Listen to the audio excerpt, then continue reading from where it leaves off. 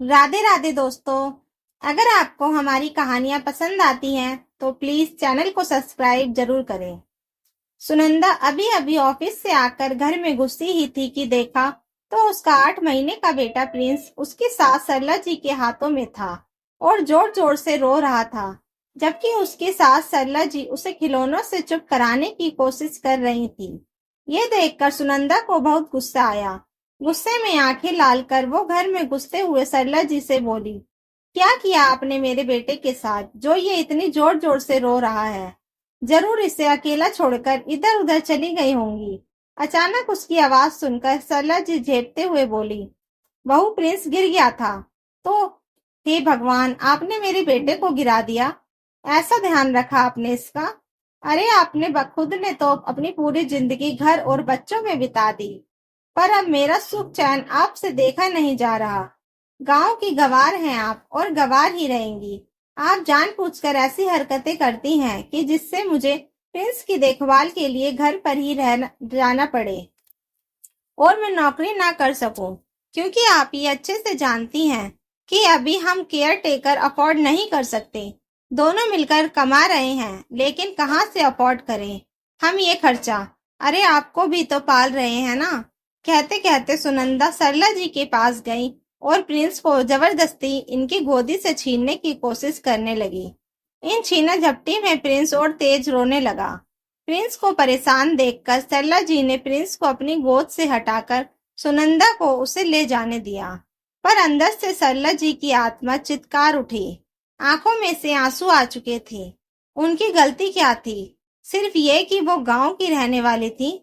पति तो बहुत पहले ही छोड़कर इस दुनिया से चले गए थे। एक ही बेटा था राघव। गांव में खेती बाड़ी कर अपने उस बेटे को बड़े प्यार से पाला था उन्होंने। बेटा पढ़ने में अच्छा था तो उसे शहर पढ़ने के लिए भी भेजा। हालांकि इसके लिए उन्होंने अपनी खेती की जमीन बेच दी। बस रहने के लिए छोटा सा घर और एक गाय थी उनके पास अब, जिसका दूध बेचकर वो अपना गुजारा कर लेती थी। इधर राघव पढ़ लिख कर बड़ा आदमी बन गया और शहर में ही उसने सुनंदा से शादी कर ली। पर सरला जी तो फिर भी खुश थी। शादी के बाद सुनंदा एक ही बार अपने ससुराल गई थी। मुश्किल से सुनंदा गांव में सिर्फ एक ही दिन रुकी थी, क्योंकि उसे वहां का माहौल रास नहीं आया था और ना ही उसे सरला जी से कोई खास लगाव था। सरला जी राघव से मिलने महीने में कोई एक दो बार ही गांव से शहर आती थी और मिलकर वापस गांव लौट जाती थी। पर उनका आना सुनंदा को बिल्कुल पसंद नहीं था। पर एक दो दिन की ही बात ही होती थी, इसलिए वो चुपचाप झेल लेती थी। लेकिन जब प्रिंस हुआ तब से सरला जी शहर आकर ही रहने लगी। शुरू शुरू में तो उसे सरला जी की जरूरत थी, इसलिए उसने ज्यादा कुछ नहीं कहा। लेकिन जैसे जैसे प्रिंस थोड़ा बड़ा होने लगा, वैसे वैसे सरला जी उसे सालने लगी। कई बार तो वो प्रिंस को उनकी गोदी में देती भी नहीं थी। सरला जी कई बार प्रिंस को गोद में लेने के लिए तड़पती, पर सुनंदा बवाल खड़ा कर देती। राघव ने एक दो बार कहा तो सुनंदा ने काफी हंगामा भी किया। बेटा बहू को लड़ते देखकर सरला जी ने खुद अपने मन को रोक लिया। लेकिन जब सुनंदा नौकरी पर जाने लगी तो राघव ने उसे एक केयर टेकर रखने के लिए कहा, पर सुनंदा ने मना कर दिया। तुम्हारी माँ है तो सही, वो रख लेंगी ध्यान। आज के इस महंगाई के दौर में दो दो केयर टेकर हम अफोर्ड नहीं कर सकते। उन्हें भी तो मुफ्त का खिला ही रहे हैं ना।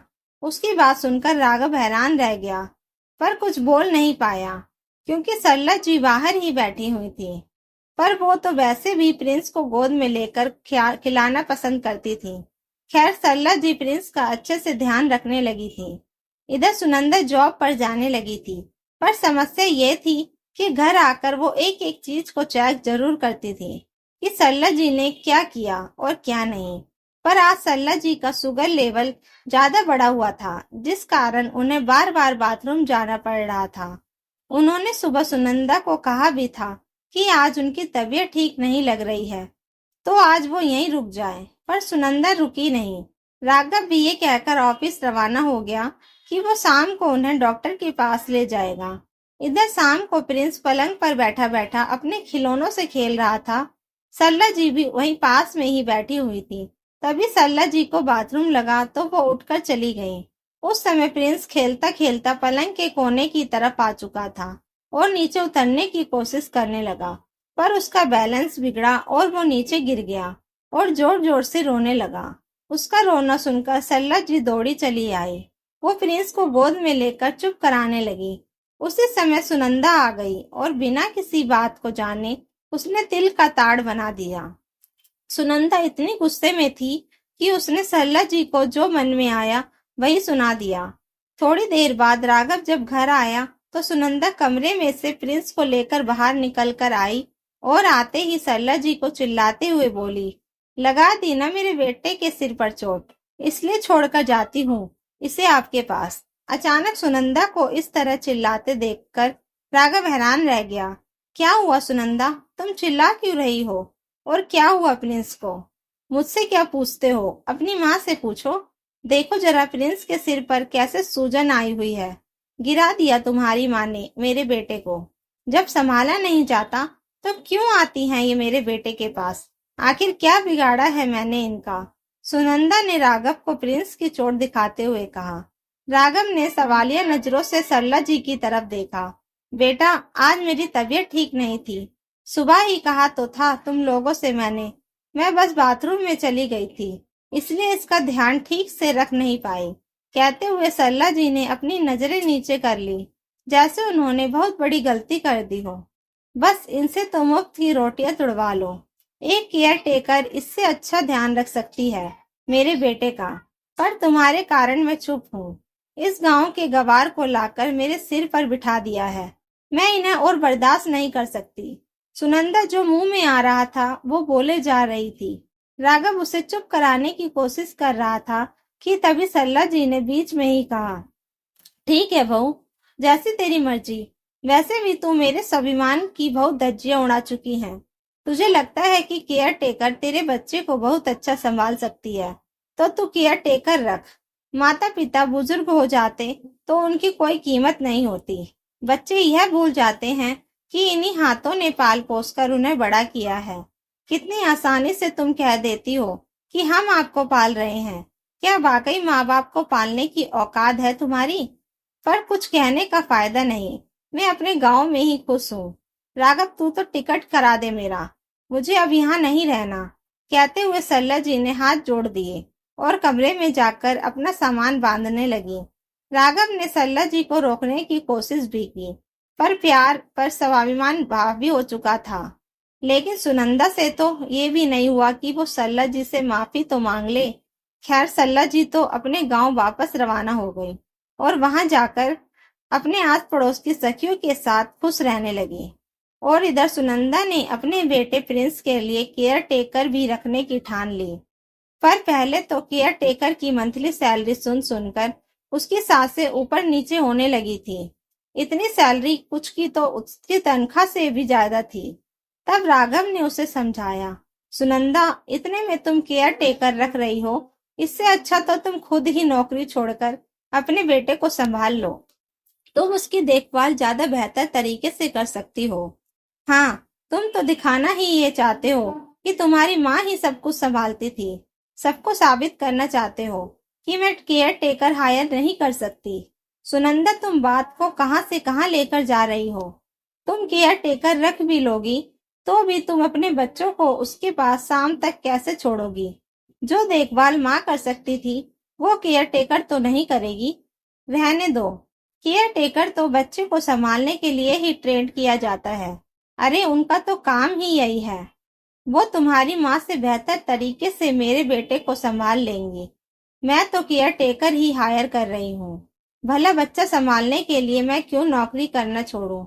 उसकी जिद सुनकर राघव चुप हो गया। जानता था कि वो अपने गलत को भी सही साबित करना चाहती है, इसलिए वो कुछ भी कर सकती है। उसे समझाने से अच्छा है कि बात को वक्त पर छोड़ दो, क्योंकि वक्त से बड़ा कोई गुरु नहीं। अपनी जिद ही जिद में सुनंदा ने केयर टेकर हायर करने की ठान ली। तब बड़ी मुश्किल से पूरे 20,000 रुपए में उसने केयर टेकर हायर की थी, जो कि उसकी सैलरी का 3/4 था। हालांकि ये पैसे उसे दुख तो हो रहे थे, पर राघव को कैसे कह दे, कहीं वो उसका मजाक न बना दे। अब रोज सुबह उठकर घर का काम भी सारा उसे करना पड़ता था। जिस समय वो काम कर रही होती थी, उस समय प्रिंस को राघव संभालता था। सारा काम करने के बाद प्रिंस को केयर टेकर को सौंपकर ऑफिस दौड़ती और फिर शाम को जब घर वापस आती तो दोबारा घर के काम में लग जाती। 4-5 दिन में ही उसे काफी थकावट होने लगी थी। इधर प्रिंस भी चिड़चिड़ा सा रहने लगा था।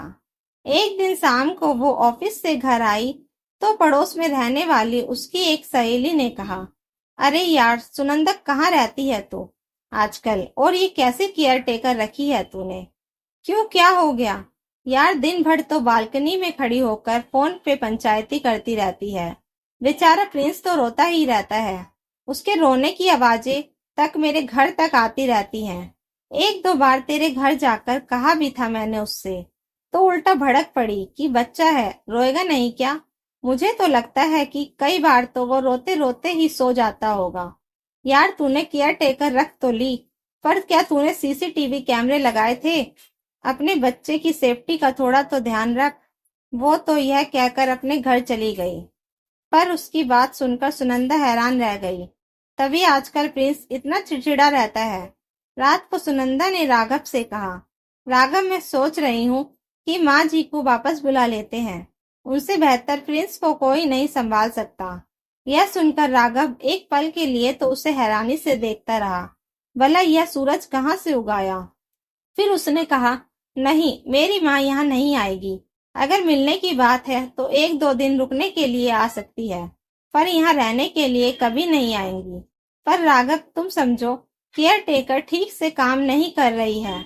देखा नहीं प्रिंस कैसे चिड़चिड़ा रहा है? ऊपर से मैं भी कितनी थक जाती हूँ। अब मैं नौकरी करूँ, घर का काम करूँ, प्रिंस को संभालूं। आखिर मैं भी इंसान हूँ। सुनंदा ने ही चिढ़ते हुए कहा, तो तुम्हें मेरी माँ की जरूरत अपने स्वार्थ के लिए है। उनका बेटा होने के नाते मैं मना कर रहा हूँ कि अब मैं उनके स्वाभिमान की धज्जियां उड़ाने के लिए उन्हें इस घर में नहीं लाऊंगा। अब तुम कैसे एडजस्ट करती हो वो तुम्हारी मर्जी, राघव ने कहा। तो तुम क्या चाहते हो? सिर्फ बच्चा पालने के लिए मैं नौकरी छोड़ दूं? बच्चा तो हम दोनों का है, तो मेरे अकेले की जिम्मेदारी नहीं है।